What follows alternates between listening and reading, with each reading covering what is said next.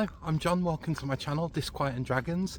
In today's video I'm going to be talking about 5 amazing horror books that take place in snowy or wintry settings.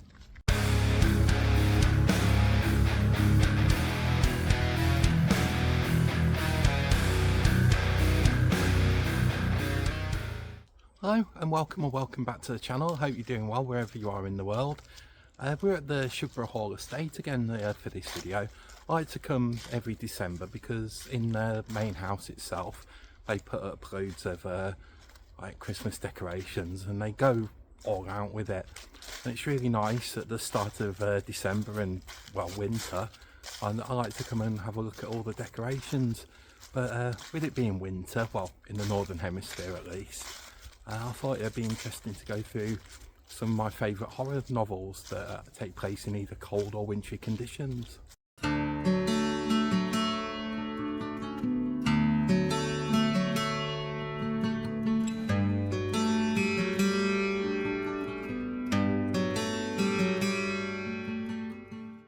The first book I'd like to talk about, and I won't dwell on this one because it's a very popular book, probably one of the most famous horror novels ever written really, and that's The Shining by Stephen King. I would imagine that even a non-reader or a non-horror fan pretty much knows what happens in The Shining and about Jack Torrance and how he's a struggling writer and he takes a job at the Overlook Hotel as like the out of season caretaker, and he goes with his wife and his young son Danny, and the Overlook Hotel really starts to play on Jack's mind while he's there, and things get creepier and scarier and creepier as a storm hits and snows them in. It's just a brilliant book. If you haven't read The Shining, I implore you, please read it. It's absolutely phenomenal, an absolutely fantastic book.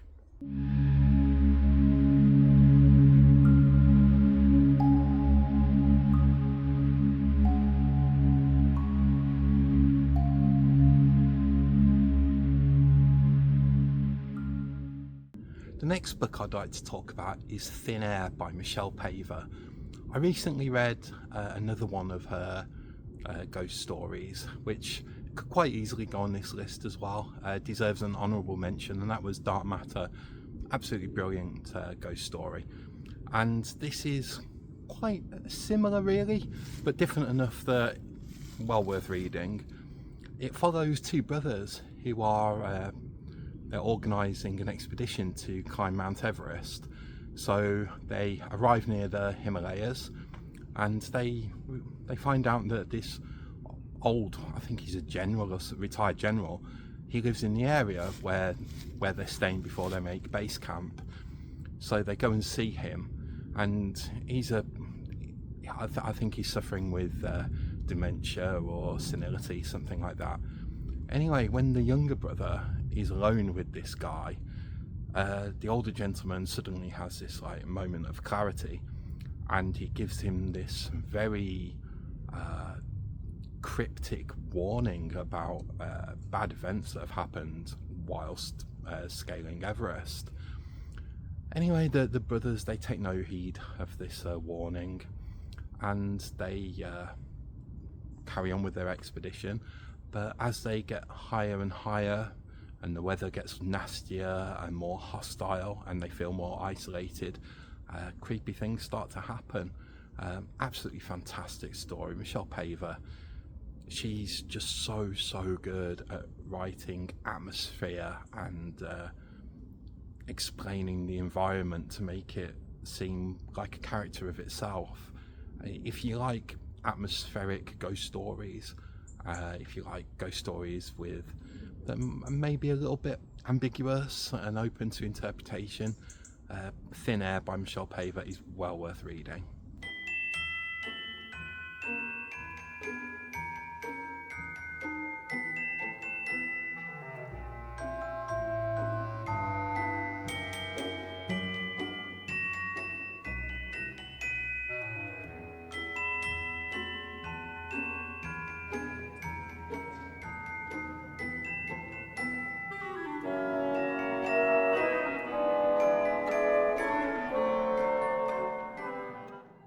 The next book I'd like to talk about is Road of Bones by Christopher Golden. In this novel, we follow our main character, Felix. I think his nickname is Tag, and his producer friend, and they're actually trying to make a TV show, and they find out about the Road of Bones in Siberia, Russia. This road, it was built to like cross the entirety of Siberia or something, and they used like prisoners from the gulags to build it, and as such they didn't really care for these poor men's lives. And it turns out that as they were building the road, it was so cold and the ground was that hard and frozen that they couldn't bury them, so they just kind of like buried them in the road as they were going along.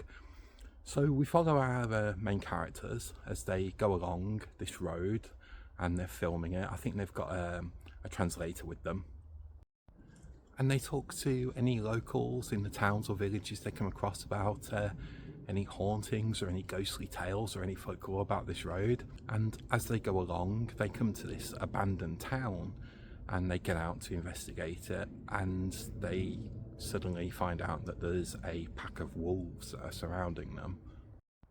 So as they encounter this pack of wolves, they manage to get back to their car, and they find out that these wolves are unnaturally fast, that they actually manage to keep up with the car as it's going back along the Road of Bones. And these wolves are really, really intelligent. And yeah, that's where I'll let you discover the rest of the story for yourself. Very creepy book, really creepy, really atmospheric. The horrific weather conditions and the isolation and the fear of getting caught with like a broken down car, or if you get injured in such a desolate place, really adds an edge to the horror with this one. Christopher Golden, I've read a couple of his books now, really, really good writer. If you haven't read anything by him, I highly recommend you check him out.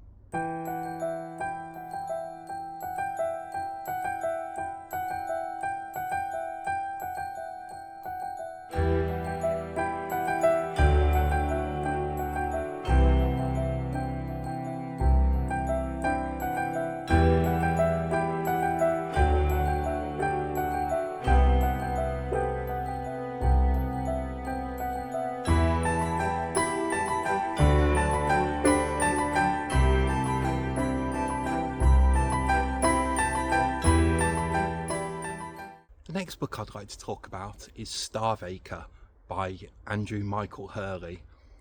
This book follows a married couple, Richard and Juliet, I believe their names are, and they live in this, I think it's up on the Yorkshire Dales, in this old farmhouse that Richard inherited from his parents, from his dad.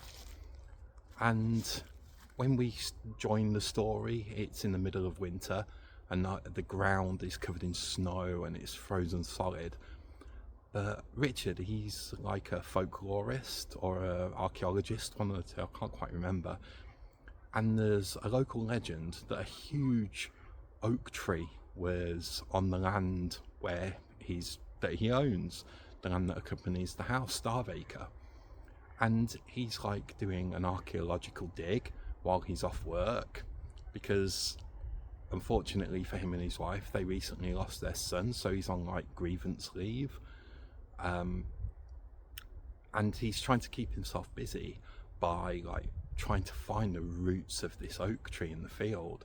And as he's out working one night, he works to try and deal with the grief and the pain of losing his son. He finds this skeleton of this hare in the field, and for some reason he's really drawn to it. And he excavates this skeleton, really taking care, and he takes it back into the house, and he kind of becomes obsessed with this hare skeleton. This book is told on two timelines. In the present of the book, where we see the married couple dealing with the grief and the trauma of losing a young child, and then we told the story back when the child was alive and strange things that were happening then. This book is just a fantastic folk horror. I absolutely loved it. It's not the longest book, I think it's about 250 pages, so you'd probably fly through it in a couple of days. I certainly did. I couldn't put this book down. I gave it 5 stars, easily one of the best books that I've read this year. But if you want something that's really atmospheric, and it describes, even though the countryside around them is so bleak, it's described in such a way that there's a beauty to the bleakness as well.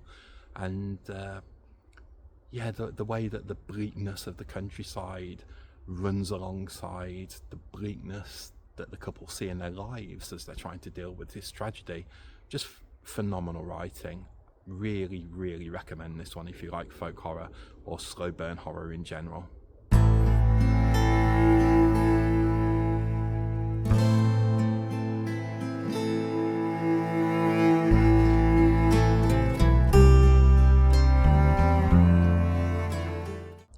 And that brings us to our final book on the list, which is Krampus by Brom. This book, I absolutely adore this book. I have to say, if you've never seen one of Brom's books, he's the most fantastically gifted illustrator and, well, artist. And some of his art is always in the books, like he drew the cover, and there's some of his character work in the middle of the book.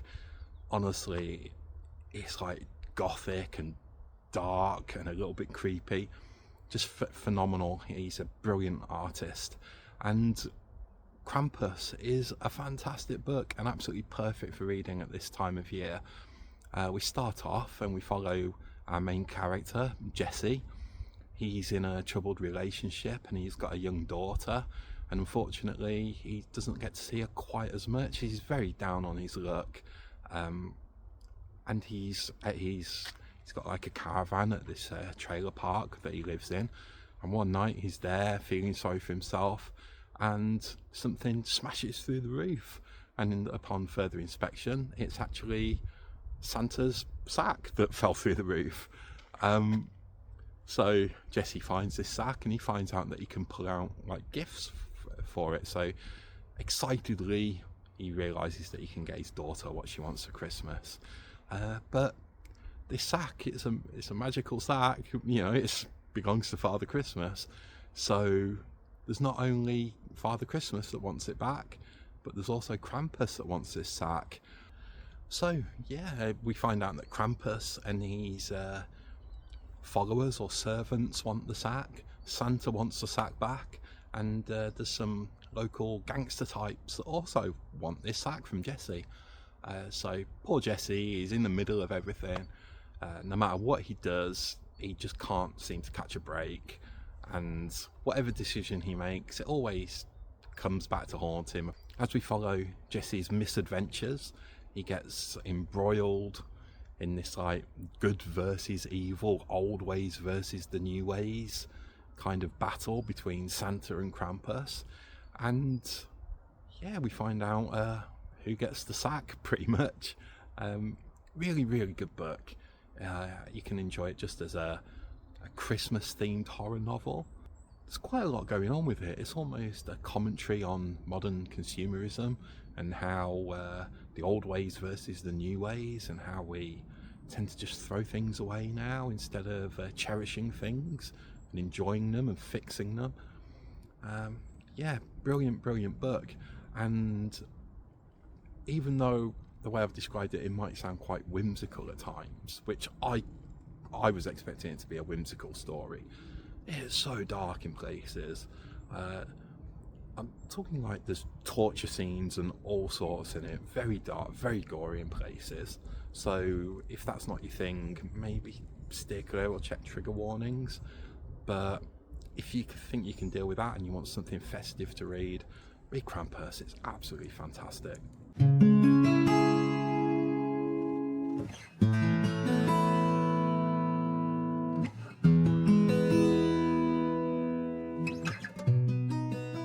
So that about brings us to the end of this video. If you like the sound of any of these books and decide to read them, please let me know in the comments what you think of them. I'd love to hear what you think of them and chat to you about them. Also, I've got a new Discord for the channel. We're doing James Herbert read along, and there's going to be a book club that starts in January. We're currently voting for what book we're going to read, and we're also doing, it was just a random decision, and there was me and Joseph McBroseph and Amethyst. We were talking about Red Rising by Pierce Brown. Just decided to do a buddy read of it, which I'm really enjoying that. So yeah, pretty small community at the moment, but it's growing each week, and some really good folk on there. So if that sounds good to you, I'll put the link in the description, and yeah, join our Discord. But as for this video, that's about it now. The weather's turning, it's starting to rain, so I'm going to head back to the car. As always, I hope you're doing well wherever you are. I hope you're enjoying what you're reading. Thank you everyone who subscribes or has come to the Discord or comments or likes the videos. I really do appreciate it. But until the next one, I'm going to head off. You take care, and I'll see you soon. Cheers. Bye. Bah humbug!